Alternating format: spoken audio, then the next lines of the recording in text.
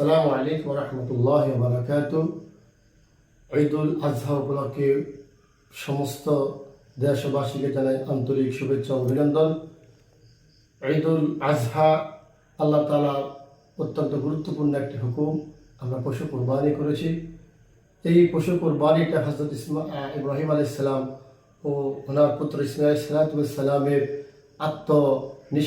আত্মত্যাগের যে ভূমিকা, সেই তাদের যে নীতির উপরে ওনারা কোরবানি করেছেন, আমরা সেটার উপরেই পশু কোরবানি করেছি আলহামদুলিল্লাহ। কিন্তু এই পশু কোরবানির পেছনে আমাদের আরও বিশাল একটা উদ্দেশ্য জড়িত।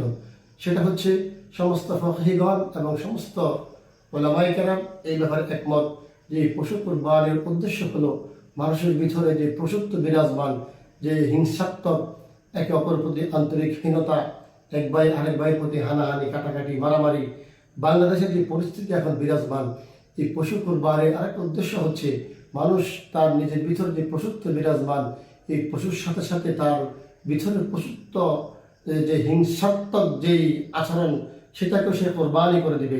আমরা কি সেটা করতে পেরেছি?